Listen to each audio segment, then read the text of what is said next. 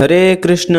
ग्रंथराज श्रीमद् भागवतम की जय। श्रील प्रभुपाद की जय। नमो विष्णुपादाय कृष्णपृष्ठाय भूतले श्रीमते भक्तिवेदांत स्वामिनिति नामिने नमस्ते सरस्वती देवे गौरवाणी प्रचारिणे निर्विशेष शून्यवादी पाश्चात्य देशतारिणे नारायणं नमस्कृत्यं नरं चैव नरोत्तमं देवीं सरस्वतीं व्यासं ततो जयमुदीरयेत्। नष्टप्रायेषु अभद्रेषु नित्यं भागवत सेवया भगवती उत्तमश्लोके भक्तिर्भवति नैष्टिकी।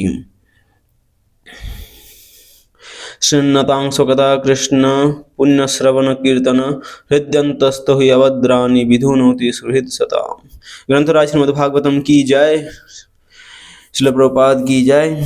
श्रीमद् भागवतम कथारूप चैप्टर 57 कंस के अत्याचार 10वां स्कंध।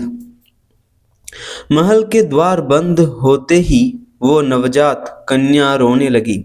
उसके क्रंदन को सुनकर पहरेदार जाग गए। उन्होंने तुरंत इसका समाचार कंस के पास भेजा, जो आतुरता से इसकी प्रतीक्षा कर रहा था।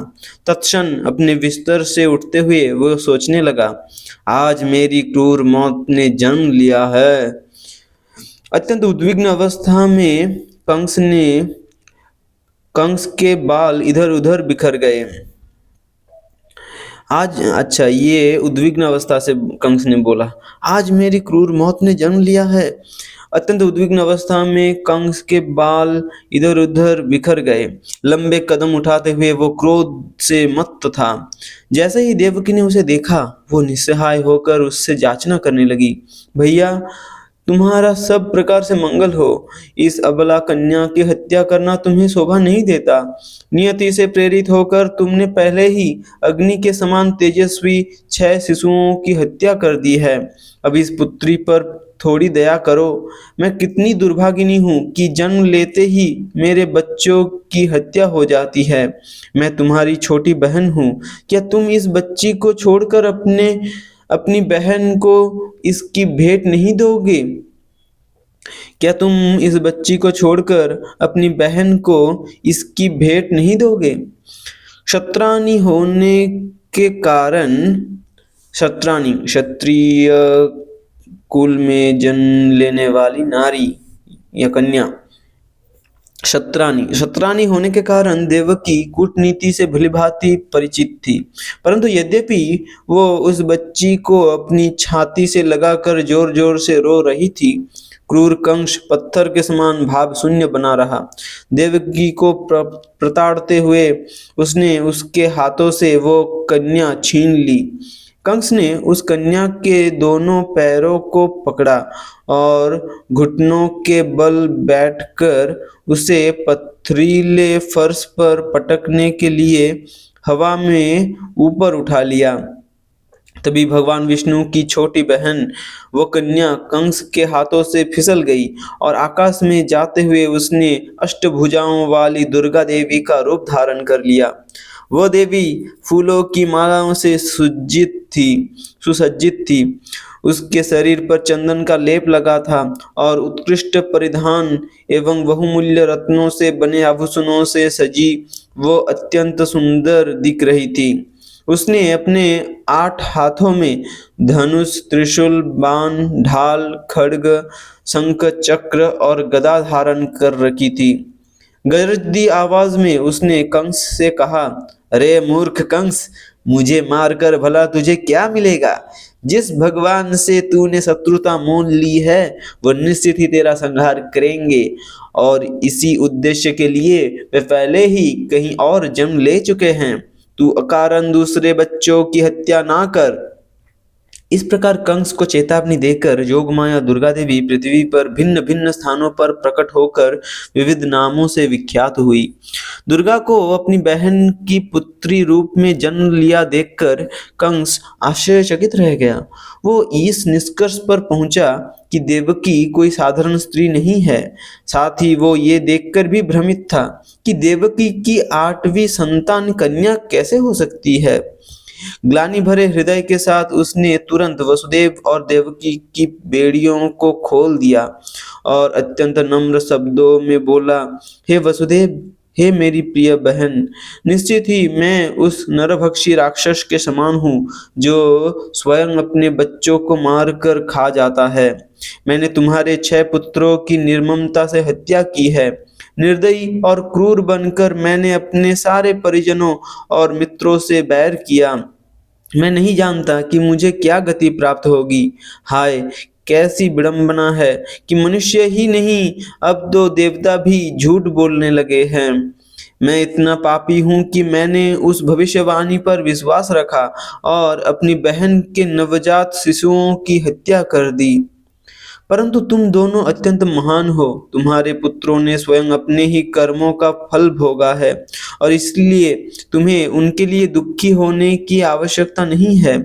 वास्तव में आत्मा सनातन है। आत्मा सनातन है।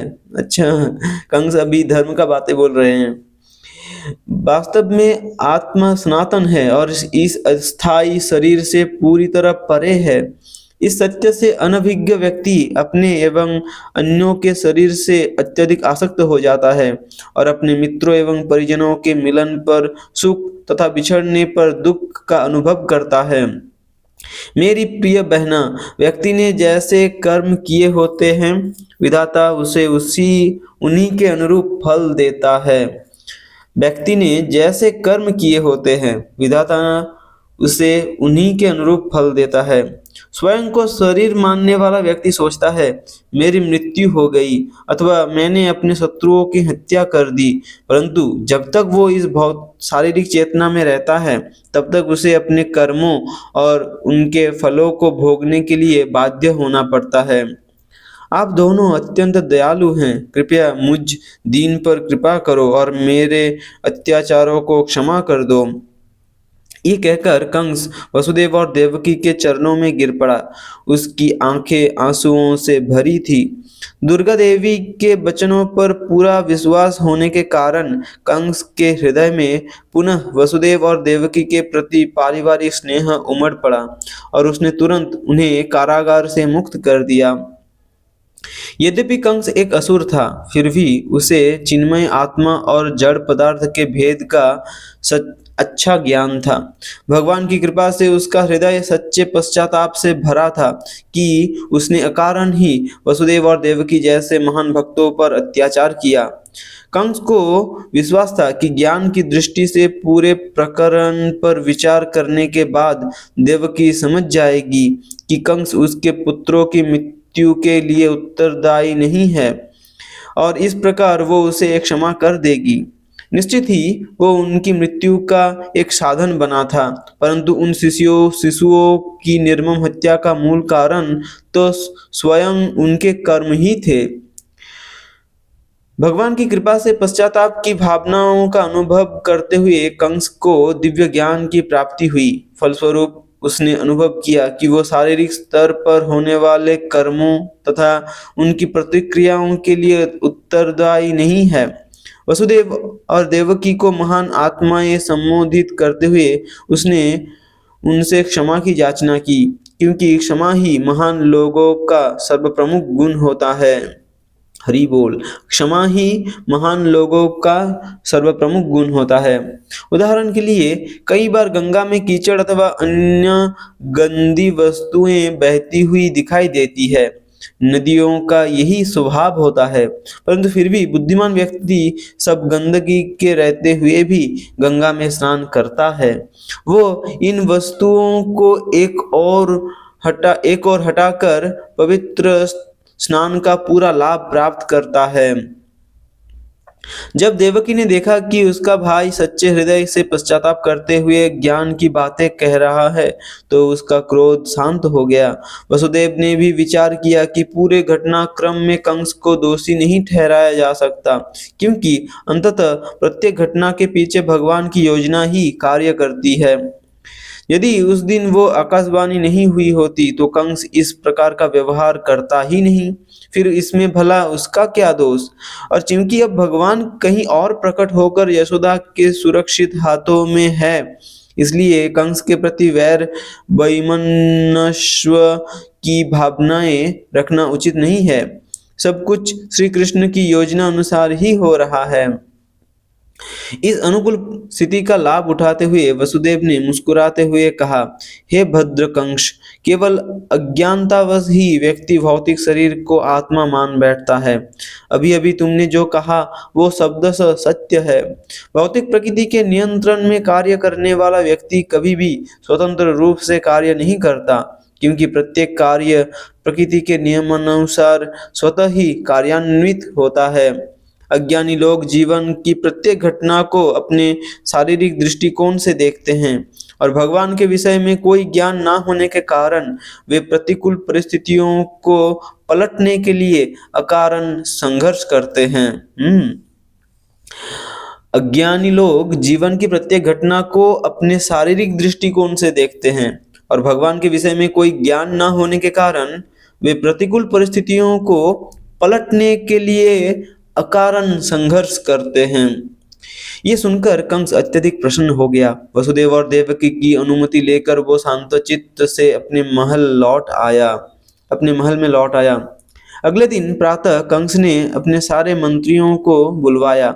सबको एकत्र करके उसने कल जोगमाया द्वारा दी गई सूचना की जानकारी दी कि उसका हत्यारा पहले ही कहीं और जन्म ले चुका है।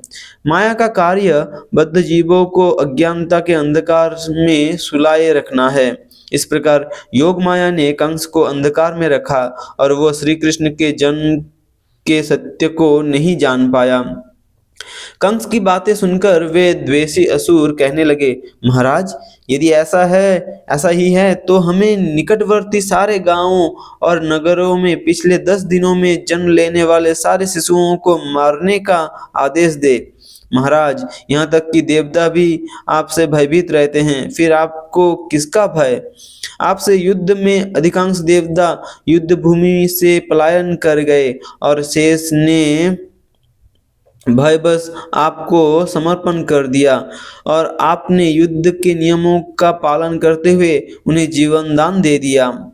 हमें भगवान विष्णु से भयभीत होने की आवश्यकता नहीं है, क्योंकि वे तो योगियों के हृदयों में छिपे रहते हैं। शिव जी जंगलों में रहते हैं और ब्रह्मा जी ध्यान करते हुए तपस्याओं में व्यस्त रहते हैं। इनके अतिरिक्त बच्चे इंद्र आदि देवताओं में आपका सामना करने की कोई शक्ति नहीं है, इसलिए आपको किसका भय है? इसमें संदेह नहीं कि देवता हमारे शत्रु हैं और बुद्धिमान व्यक्ति कभी भी शत्रु की शक्ति को कम नहीं आंकता। जिस प्रकार व्यक्ति को चाहिए कि वो रोग, अग्नि और ऋण को समूल नष्ट करे, रोग, अग्नि और ऋण को समूल नष्ट करे, अन्यथा वे बढ़